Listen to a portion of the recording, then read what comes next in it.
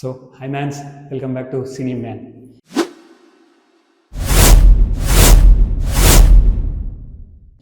So ఇందాకే సంజయ్ థియేటర్లో OG చూసొచ్చు అనమాట. వేరే వేరే వేరే వేరే లెవెల్. నాకైతే చాలా నచ్చింది. బట్ ఫ్యాన్స్ దృష్టిలో పెట్టుకునే సుజిత్ గారు తీశారు కానీ, బట్ నేను పవన్ కళ్యాణ్ గారు ఫ్యానే కానీ మరీ బీభత్సం కాదు. But I like him. So నాకైతే నచ్చింది.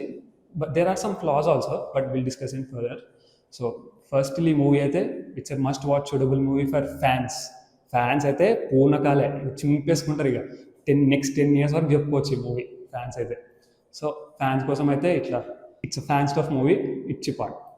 సో నాన్ ఫ్యాన్స్కి అయితే కొంచెం నచ్చుతుంది, హిట్ అవుతుంది, అంటే హిట్ టాక్ అని వస్తుంది.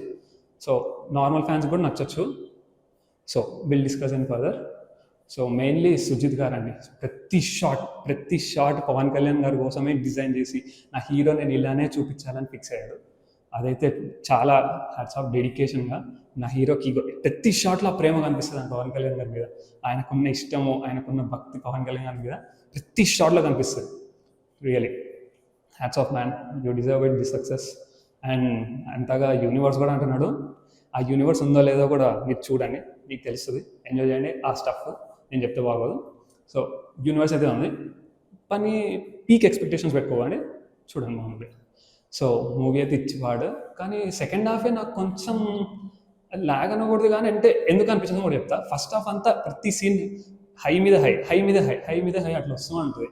సో సెకండ్ హాఫ్ కూడా అలానే ఉంటుందేమో అనుకుంటాము. కానీ సెకండ్ హాఫ్లో డ్రామా మీద ఎక్కువ పెట్టారు సుజిత్ గారు. అంటే మళ్ళీ యాక్షనే కాకుండా సో డ్రామా కూడా మిక్స్ చేశారు, డ్రామా అండ్ ఎమోషన్ కూడా. సో బాగానే ఉంది. కానీ నాకు సెకండ్ హాఫ్ కొంచెం అక్కడ తగ్గింది నాకు. సో అది ఆయన తప్పు కాదు, మనమే ఇంకా ఊహించుకున్నాం హై అనుకొని. సో నాకైతే అది అనిపించింది. అండ్ తమన్ ఇట్లా ఈ కొడుతుంటే మ్యూజిక్ ఇది అదుతున్నాయి సంధ్యాలో. బాబా ఆ మ్యూజిక్ ఏంటయ్యా బాబు,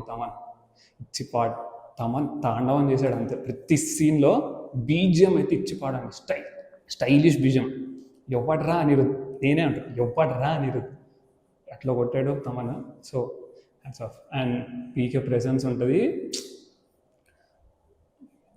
మాటల్లో పీకే ప్రెజెన్స్ కానీ లుక్స్ కానీ లాస్ట్ డెకేడ్లో బెస్ట్ లుక్స్ ఇది, బెస్ట్ లుక్స్.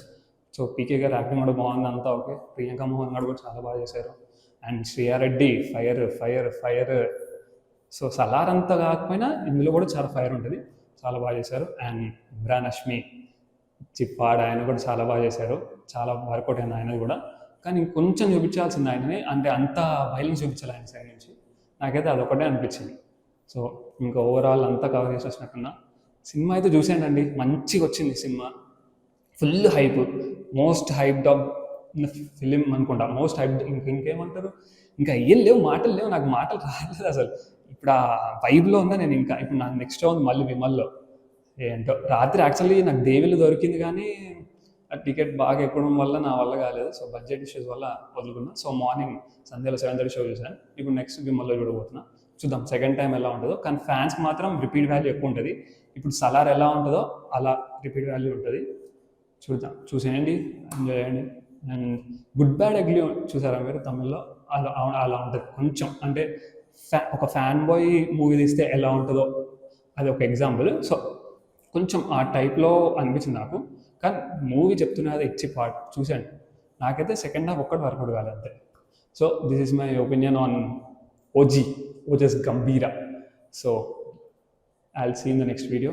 చూసేయండి మీరు కూడా. సినిమా బాగుందా చూడండి, బాగాలేకపోయినా చూడండి, ఎందుకు బాగుందో చూడండి, ఎందుకు బాగాలేదో కూడా చూడండి. బికాస్ మనం సినిమా లవర్స్ అండ్ ఇలాంటి సినిమా మళ్ళీ రాదు. Enjoy. I'll see in the next video. చెప్పింది చేయి.